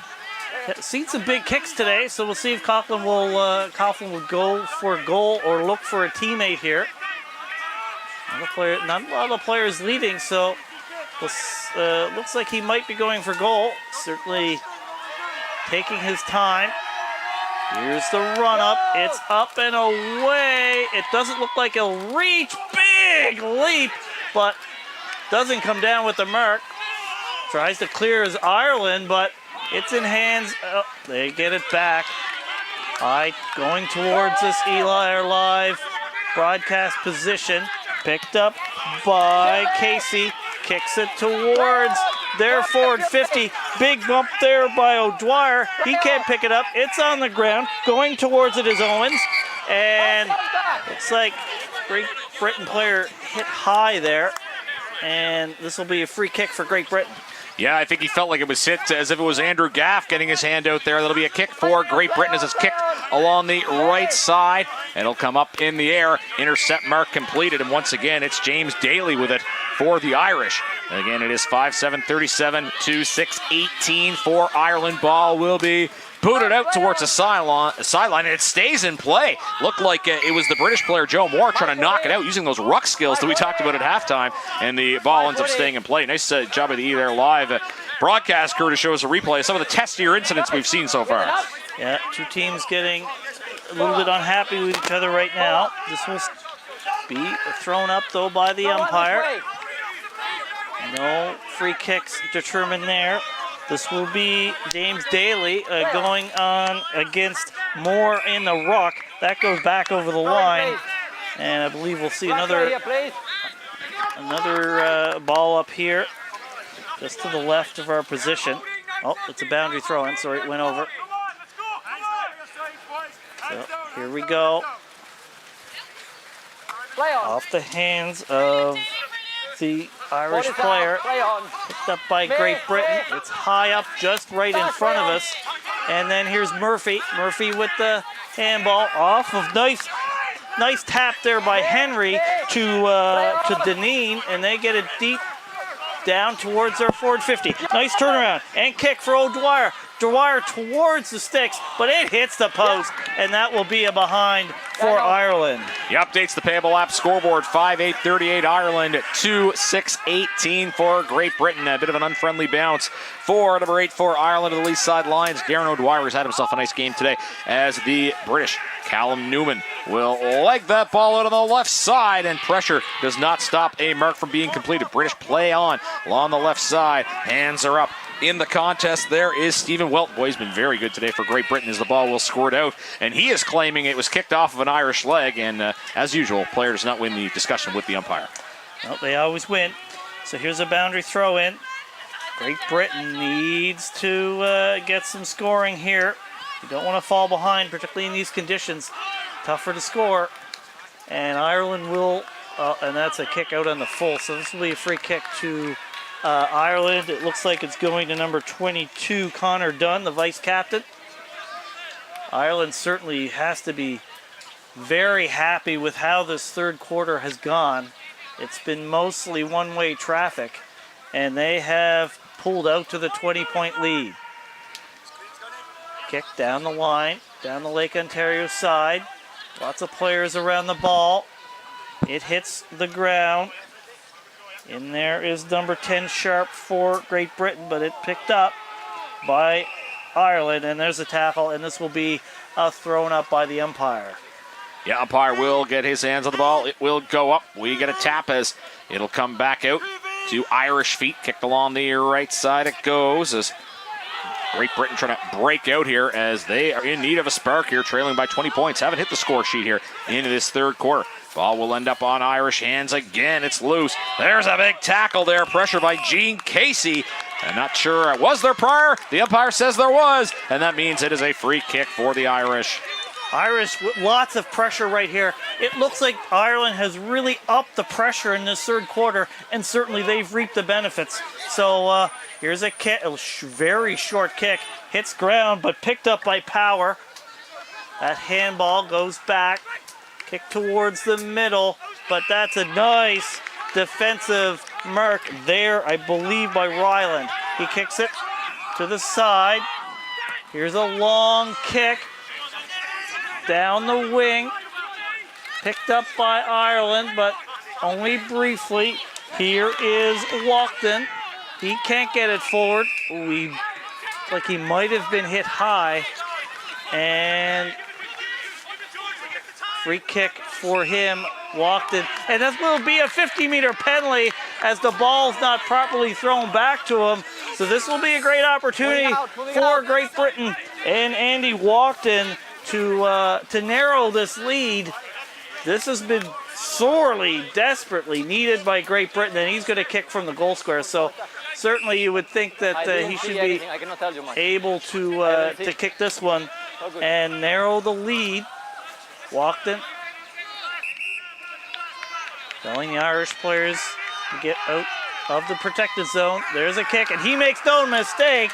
There's Great Britain's third goal of the game, and that was desperately needed for the Bulldogs. Yes, their first point of any kind in the third quarter, so it changes Payable laps to 5-8-38, 3-6-24. And I thought that was some actual good work in the contest there by Harry Tobin on the wing for Ireland, but then the mental lapse ends up giving a free kick, kind of undoes anything that he'd done before, and Walkden wasn't going to make a mistake kicking from that distance. And as David said, sorely needed. That's the first points of the third quarter, and it's game on once more, you have to think, as we're heading into the home stretch here, under 2 to go in the third quarter. Absolutely. Goal against a run of play here, so Ireland will try to take control again, but Great Britain gains control off the ruck contest. That ball's on the ground, then picked up by Ireland. There's a call, and there's a hit. Number 14, Gene Casey on the ground. We'll see if there's a stoppage of the clock here. It looks like so far the umpires haven't whistled for time yet. A reminder, this is run time. And occasionally the umpires will stop clock. Some of the players are signaling, but I don't know if we've got that signal from the umpire yet. And there's actually one of the Great Britain players that was signaling, of course. Been told that it is time off right now. So again, the clock that we have is unofficial because we're not necessarily in sync with the umpires if they have to stop for any minor instances or whatever. And I've been told it's play on here as the ball will come up. And that was just off site here of our There live broadcast location. So again, our time is unofficial. Big opportunity to mark here for Ireland as that's Tobin on it again. He's being pressured hard. He'll handball it out of trouble as the ball comes out to the 450 of Great Britain. The pressure is coming up now, and a forced kick out of bounds. And Great Britain appealing for deliberate. Are they going to get it? And again, that was some great pressure by the British, and I think it's going to end up in the hands of the umpire here. Sure will. Here will be boundary throw-in just to the right of There live broadcast position. Great Britain has narrowed the lead. It is Ireland by 14. Here's the ball in. Big ruck battle. And there is the horn to end the third quarter. Certainly Great Britain got the last goal, but you'd have to say that was a great quarter for Ireland as it was tied at halftime. but now they have the 14-point lead. On the Payable app scoreboard, it's Ireland 5 goals, 8 behinds, 38 points to Great Britain, 3 goals, 6 behinds, 24 points. Yeah, I think it's going to come down, if this score holds or something similar to this score holding, it's going to come down to that start that Ireland got, coming out guns blazing to start the second half of football, and a good use of possessions, good movement of the football by Ireland. They are full marks to me for their lead, but of course 14 points is certainly a deficit that can be overcome. Great Britain was undefeated, the only undefeated team in the men's or women's bracket, but that record is in jeopardy at the moment. And what do you think they have to do here in this fourth and final quarter to claw back into this one?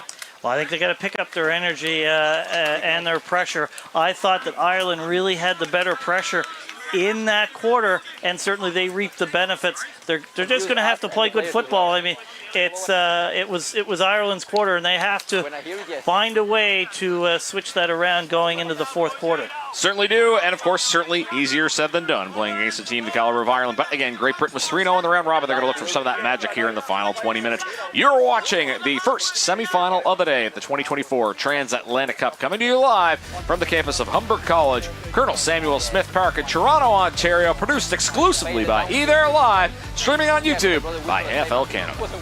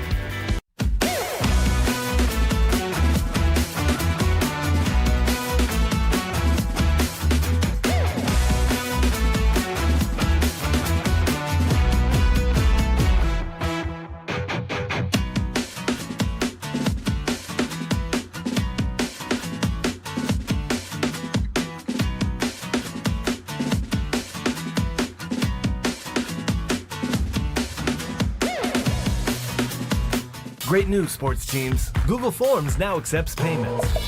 The Payable Forms add-on allows for seamless integration of a digital checkout with your Google Forms. Setup is easy. Install the Payable Forms add-on. Link your payment provider, share, and get paid. Players can use Apple Pay, Google Pay, Visa, MasterCard, American Express, Discover, Cash App, Venmo, and more, streamlining the process for them, all while you stay organized with real-time updates. Registrations, uniforms, races, sponsorship, clinics, coaching, training, and classes. Keep it simple with Payable Forms. Patrick McNeil back here with you at the 2024 Transatlantic Cup. We're at three-quarter time here. Ireland 5-8-38, Great Britain 3-6-24. I'm joined in commentary by David Smith, and also working hard on the boundary is Brian Barish. What do you have for us, Brian? Well, Great Britain, they are not happy with their completion rate. They say they need to clean up the skills a little bit more. Dean Thomas, especially laying into the midfield group to go through, but they have the belief that they could win this game. Ireland does too. They said that this game is ours. All they have to do is play their normal game, and they will be on to the final. Pat? Thanks, Brian. Of course, Ireland is in the driver's seat with that 14-point lead. Not insurmountable, but looming large, perhaps, the way that this game has gone. And David, we talked about it at three-quarter time. Great Britain just needs more of the football. They need to take advantage of their opportunities, need to create those opportunities. Yeah, Great Britain's still in this game. It is only 14 points. Have to think they'd want to get an early goal here to really give themselves some belief in this fourth quarter. Yeah, they are going to look for the start that Ireland had at the beginning of the third quarter as the game and the skies had opened up earlier. The game opened up here in the third quarter as we are going back to center. We are waiting for the umpire to throw the ball up into the air, at which point David Smith will take it away with the action. All right, here we are for the fourth quarter. this first semi-final of the 2024 AFL Transatlantic Cup. Ireland with a good start, and the ball that splashes in the water and can't be picked up by O'Shea. Ireland kicks it towards the Visit Mississauga.ca end. Ryland can't mark that for Great Britain. Batting on the ground, picked up by Joseph Lillis. He's tackled, and that will be a free kick for it's a free kick to Great Britain, and they get a mark off of Kai Andrew. He handballs it, misses Tucker on it. Oh, and this looks like it's a disputed call from the Irish bench. So this will be a free kick for Tucker at midfield. Kicking towards the Toronto end. Long straight kick. Can he mark it? He does on the second crack at it. And this will be a kick at goal. A quick start here for Great Britain. If they can get this goal, this is exactly what we talked about that they needed. An early goal here in the fourth quarter. This is number 24. Jack Coughlin will kick a goal. Yeah, this would be huge if Great Britain could convert here. And he's got a reasonable angle here. He's got to run up straight through. What a smother by the Irish player. Owen O'Sullivan, a monster defensive play. Ball comes out towards the 50. Boy, that's going to be one you're going to remember if Ireland wins this contest. Ball comes back in towards the defensive 50 for the Irish. Comes back out to Irish hands, and it's booted. Boy, it goes off the head of one of the British players. Talk about using your noggin, and it'll come back out as nobody's able to get any sort of sustained possession here. It's booted skyward, up, and away, as Dave Van Hoort would say for baseball fans, and that is going to go for a minor score that'll change the scoreline. 5-8, 38, 3-7, 25. Irish in the lead, but Great Britain pushing. I believe that was kicked by Reese Evans. Yeah, he went way too close to the mark there, and you really need to not have that happen if you're kicking for goal for Great Britain, particularly where they need it. Here is Tucker. Tucker kicks towards the hot spot. It bounces, defended by Ireland. Oh, that's a long kick, and that clears it out for Ireland. Off of hands. Rolling on the ground now in these wet conditions. Not picked up. Going towards there is O'Dwyer. Not picked up. Ball's just finding a lot of the ground right now. Ireland won't mind that. They have the lead. Kick towards goal. It's an empty goal square. It's rolling through, and there's a goal to Ireland.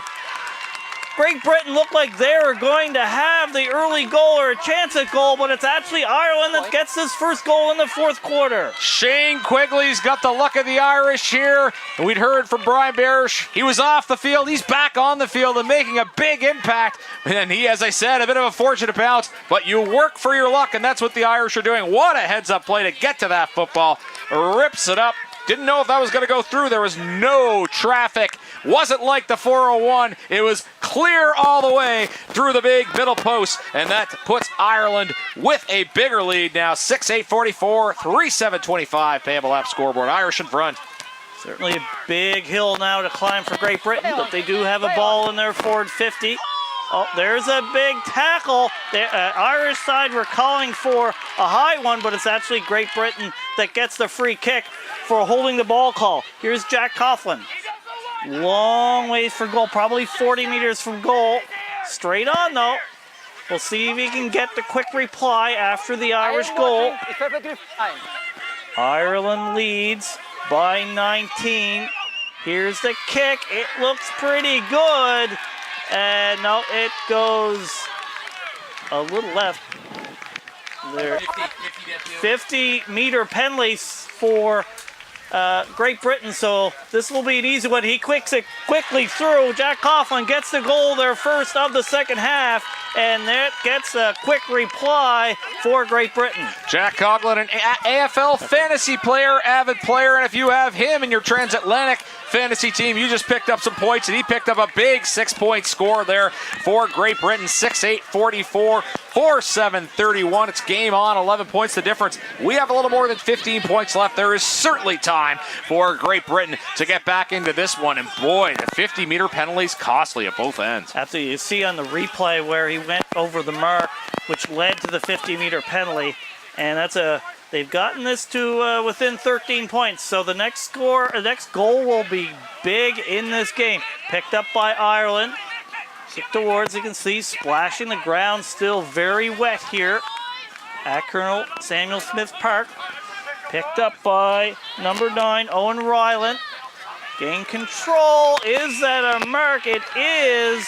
And that's a nice mark there by Reese Evans.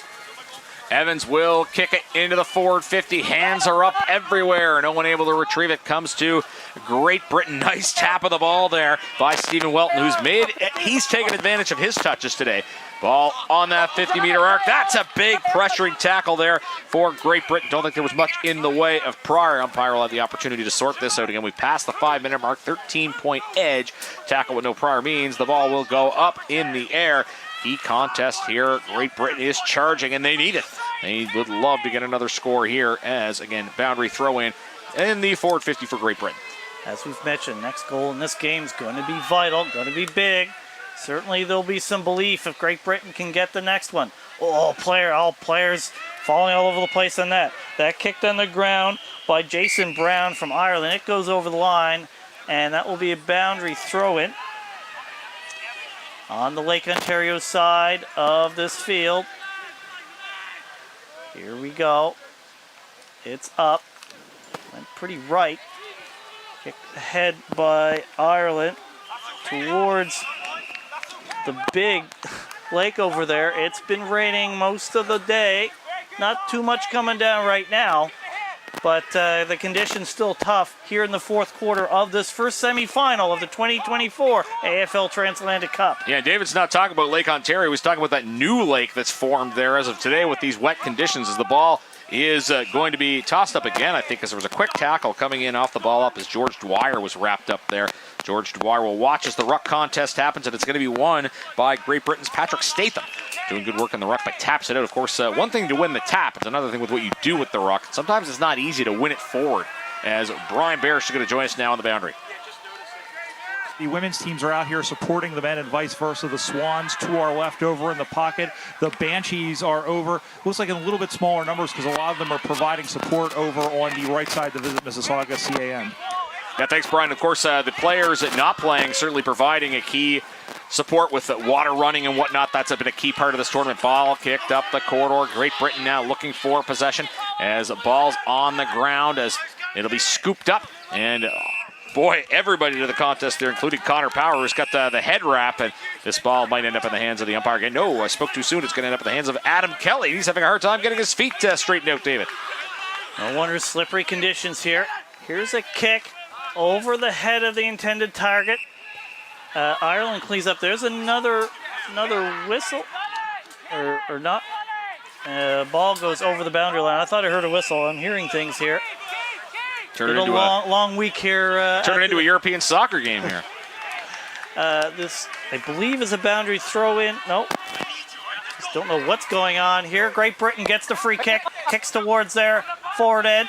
Off hands. A lot of players around the ball. And right on the 50-meter arc. That will be a free kick for Great Britain. So here's another opportunity for them.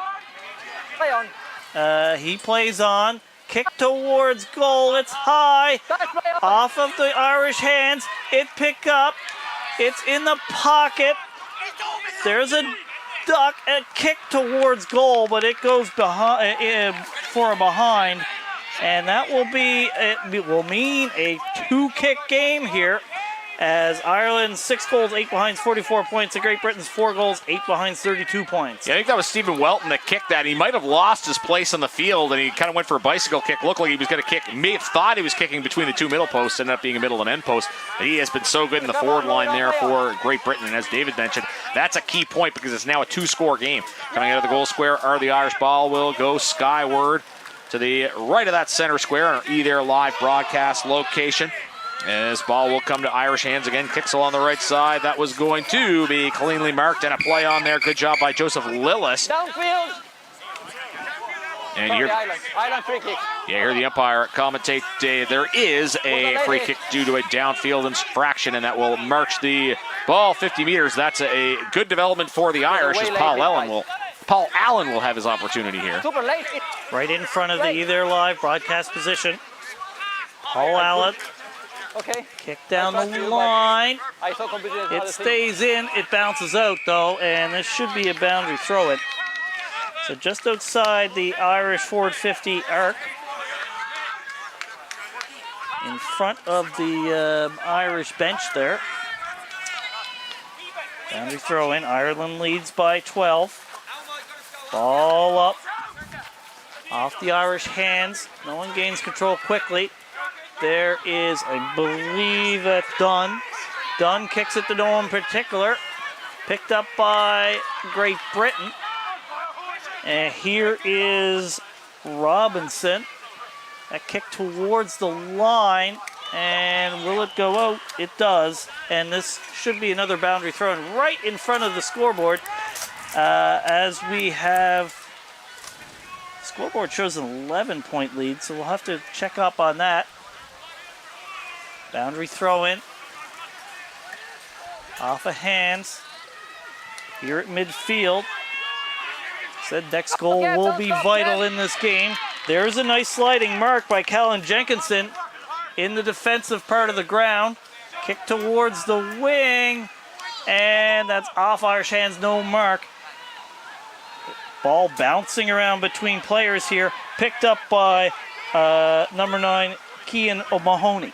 Ball will be in the Great Britain defensive 50, squirting out, comes on to Great Britain hands. It's handballed out by Oliver Reese, now along the right side. Short kick, wouldn't go the required 15, comes to Great Britain hands again. The pressure heavy by the Irish, ball to the ground. We should note, David pointed out earlier there, the scoreboard on the ground shows 44-43. Ours shows 44-32.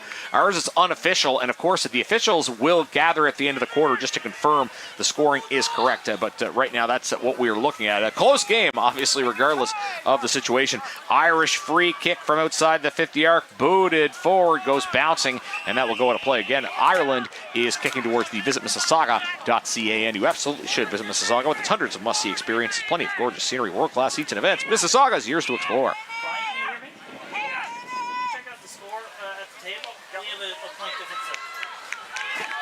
As it is going to be a free kick for Ireland, David, just at that 50-meter arc. It is, and there's a sliding mark. Went barely 15, but it went enough. And this will be a kick at goal. I believe it's 95, Cavan O'Donnell. It is 6-8 to 4-8, so we have the proper score. The scoreboard is incorrect. Always trust Peter Holden here, David. Absolutely, absolutely. So here's O'Donnell from the Belfast Redbacks. Slow, taking all his time, which you would expect. They have the lead. It's away, but there's a defensive mark there by Oliver Reese, and he should get this out of trouble for Great Britain. He runs quite a ways. Ireland's calling for 15-meter run without hitting the ground, but it's not called. And Ireland will send it, though, right back. Here's a mark right at the wing. Cian O'Mahony taking his time, as you would expect. Ireland leads by 12. They're in no rush. Just over 6 minutes left here in this game. Off hands. Picked up by Great Britain. Kick down the middle, and that's a nice mark there by Ross Denton, the co-captain from the North London Lions.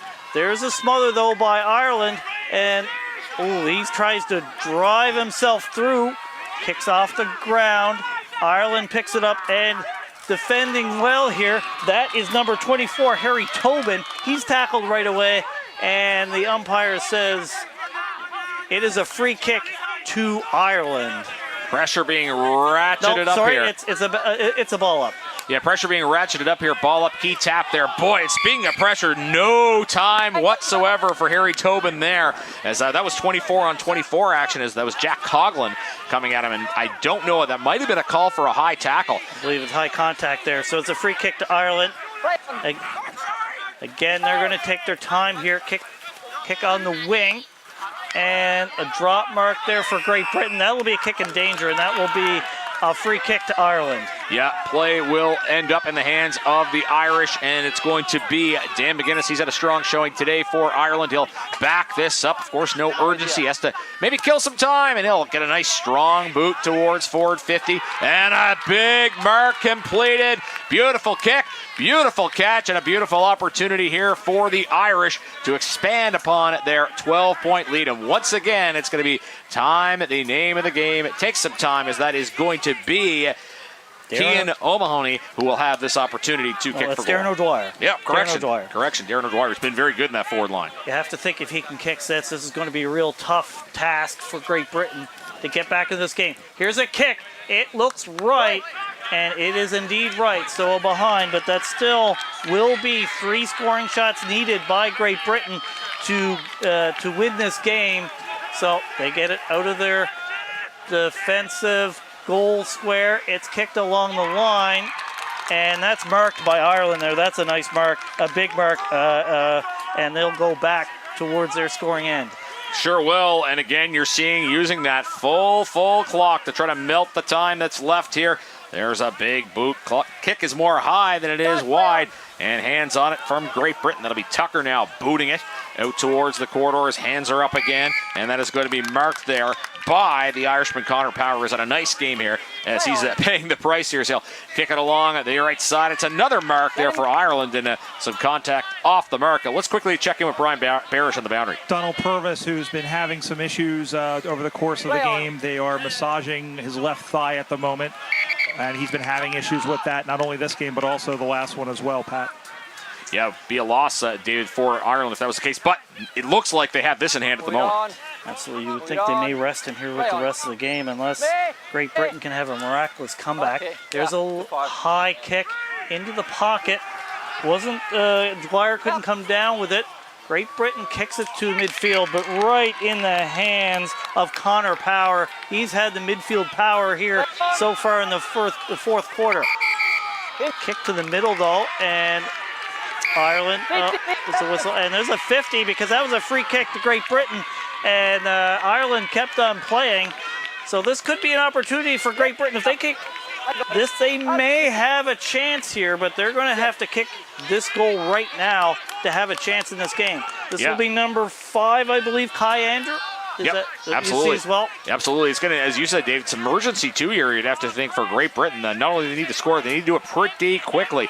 Don't think that shot's going to do it, and that will just go for a minor score. Payable off scoreboard update 6-9-45, 4-9-33. 2-goal game here in the final 2 minutes. It is 2 kicks, though, to tie, so that could be an important behind if they can gain control and get 2 quick ones in this one. It's a tall task, so just over 2 minutes left in this game.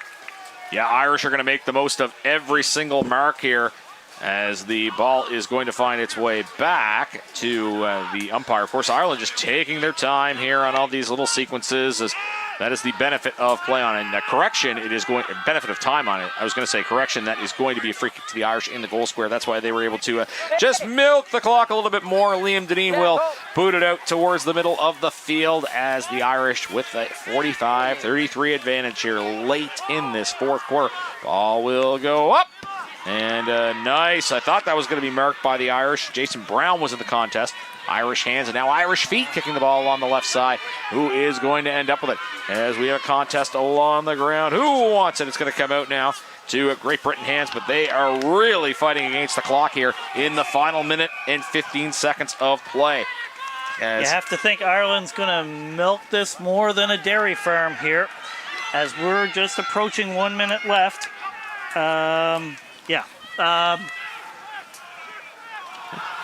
Far side along the boundary. Here's a free kick to Holben.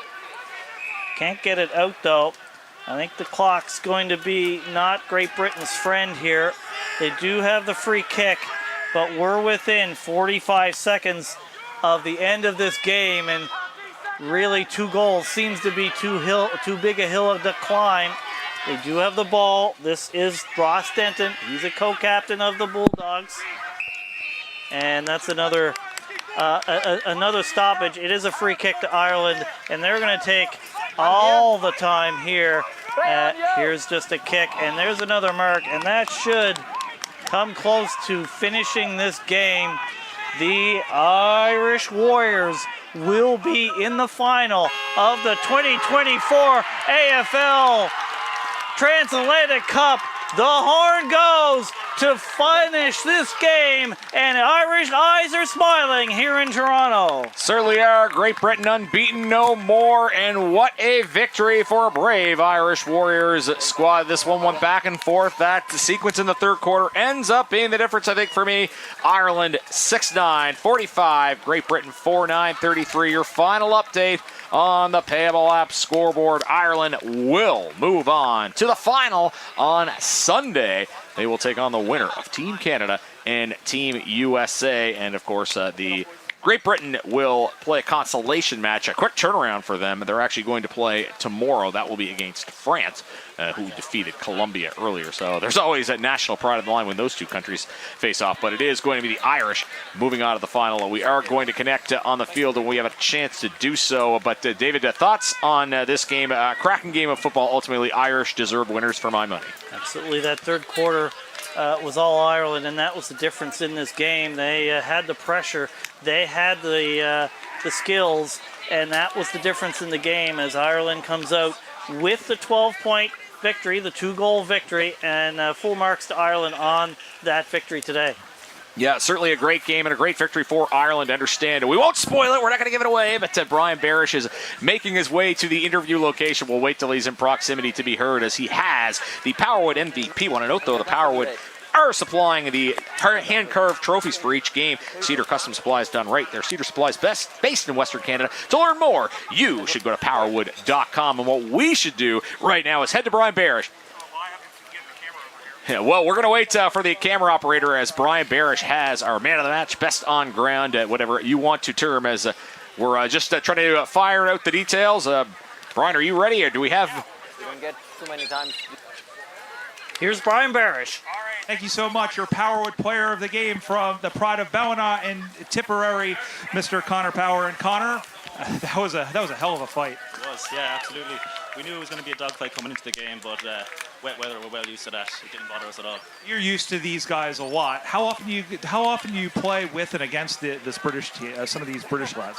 Well, we had 2 challenge games against them there in October, and we played against them many times before. Yeah, it always goes down to the wire whenever we play them. It's a great rivalry, and we just respect them guys so much. It was a bloody dogfight there today. You've been having, you've been dealing with the humidity a lot, but some nice Irish weather a little bit with this rain.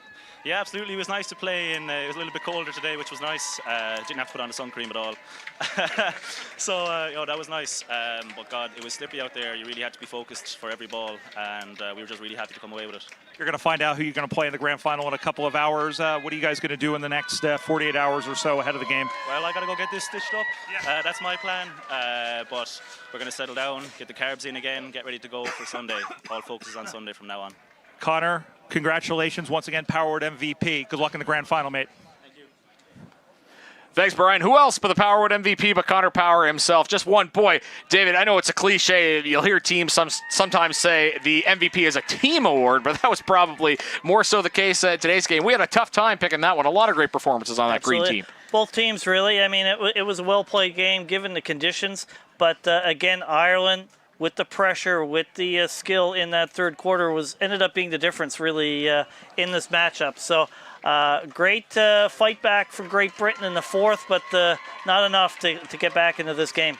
So Ireland will play Canada or the USA in the grand final on Sunday. And, of course, the Great Britain team will have one more chance to get out there. They will take on France in a consolation match tomorrow. So quick turnaround for those two teams. But again, it is 6-9, 45, 4-9, 33. Ireland pick up the victory, pick up the win, and a place in the final. Thanks to myself, David Smith, Brian Barish, the broadcast, everybody else helping us out alongside today. You're watching the 2024 Transatlantic Cup. Canada USA is coming up at the top of the hour, 2 p.m. Eastern, 3 p.m. for our friends at Atlantic Canada and all the other time zones in Canada. Again, thanks to everybody on the crew here. That game is coming up next. You're watching the 2024 Transatlantic Cup. Coming to you live from Colonel Samuel Smith Park on the campus of Humber College in Toronto, Ontario. Produced exclusively by eThere Live. Streaming live on YouTube, courtesy of AFL Canada.